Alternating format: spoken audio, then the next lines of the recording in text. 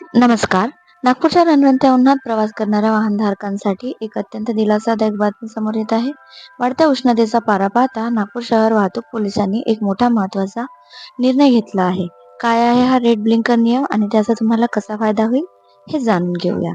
तर नागपुरात सध्या उष्णतेची लाट सुरू असून पारा 44 अंशाच्या पार गेला आहे. दुपारी 2 ते 4 या वेळेत सिग्नलवर थांबणे वाहनधारकांसाठी विशेषतः दुचाकी स्वारांसाठी अत्यंत त्रासदायक ठरत होते.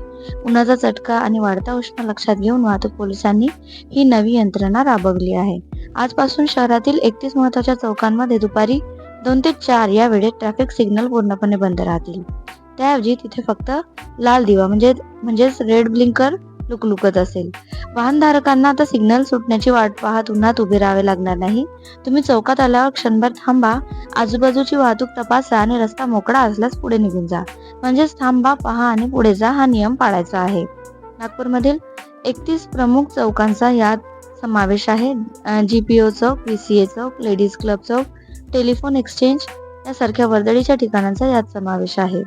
मित्रांनो, जर सिग्नल बंद असले तरी सुद्धा आपली सुरक्षितता आपल्याच हातात आहे. चौकातून जाताना वेगावर नियंत्रण ठेवा आणि इतर वाहनांना अडथळा होणार नाही याची सुद्धा काळजी घ्या.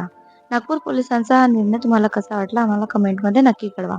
अशाच ताज्या आणि महत्त्वाच्या बातम्यांसाठी आमच्या चॅनलला सबस्क्राईब करा आणि बेल आयकॉन दाबायला विसरू नका. धन्यवाद.